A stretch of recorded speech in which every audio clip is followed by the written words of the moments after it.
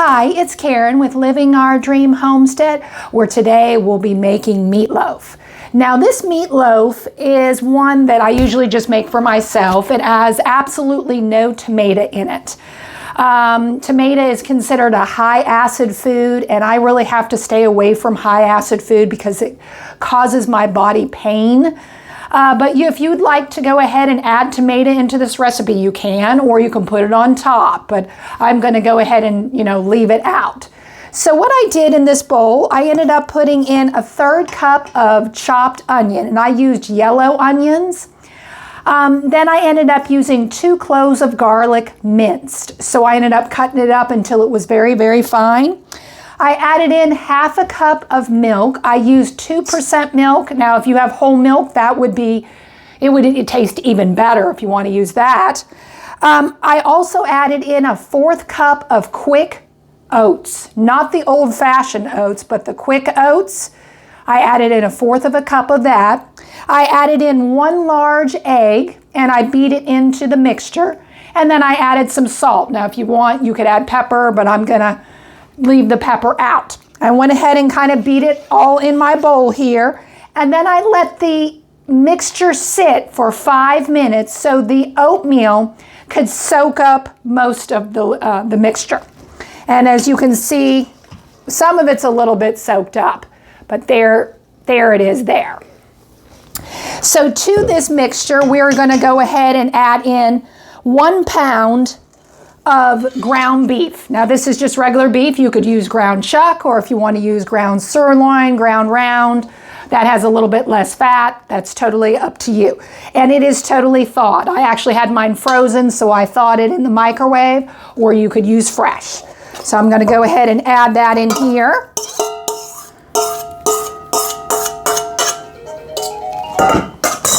And I'm going to go ahead and stir that oatmeal and egg into my meatloaf. Try to incorporate the whole thing in there.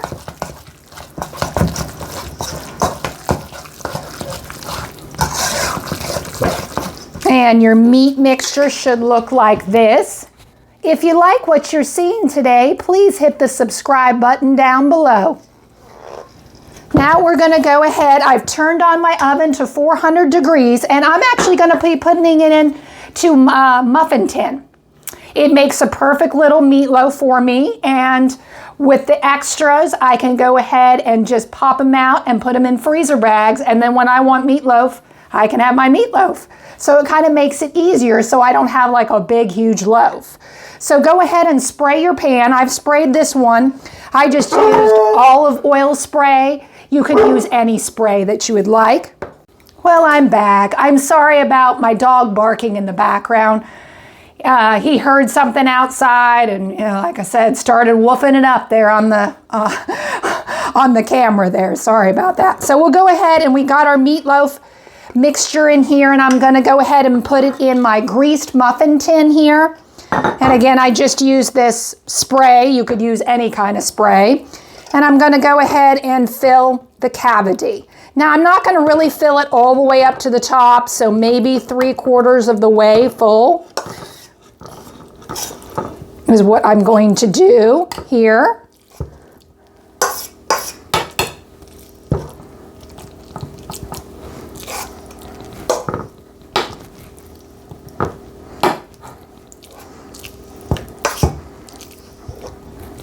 Let me show you what this looks like, and then I'll work on the other ones. And I'm kind of just patting it down a little bit with the spoon in the muffin tin. And it should end up looking like this. And then we'll put this in the oven at 400 degrees, and we will bake it for 25 minutes. And then it should be done. So I'll go ahead and work on doing the other one and spraying and filling the rest of the mixture. Then I'll show you what it looks like. Here's the muffin tin up close. I know it's kind of hard to, like I said, see on the camera. I'm going to go ahead and slip this into the oven, and then I'll show you what it looks like when it's done.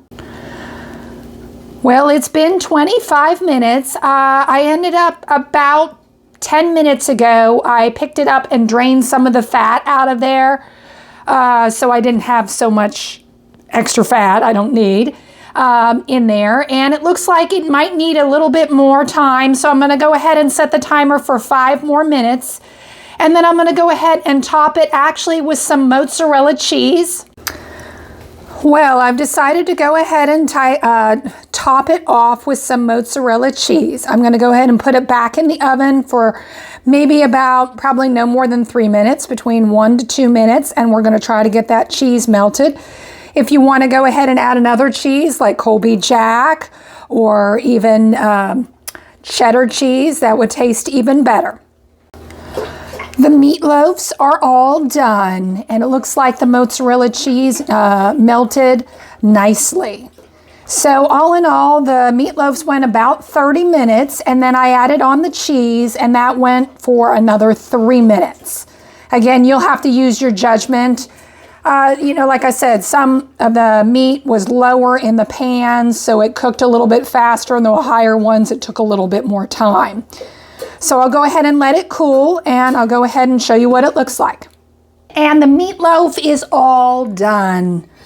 As you can see with the mozzarella cheese, it just added a little extra on there. This is actually sweet potato casserole, and I've put that up on one of the other videos.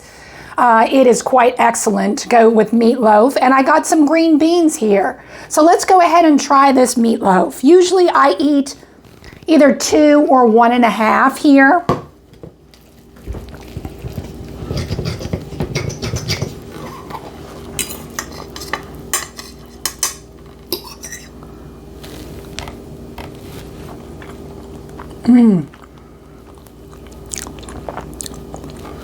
The meatloaf is good. I can taste the garlic and the onion, and it's just really, really moist.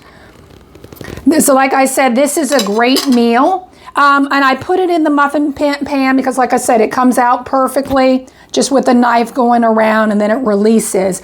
And I'm going to go ahead and freeze the rest so that I can go ahead and have it for later. Thank you for watching. This was Karen with Living Our Dream Homestead. I hope you have a good day.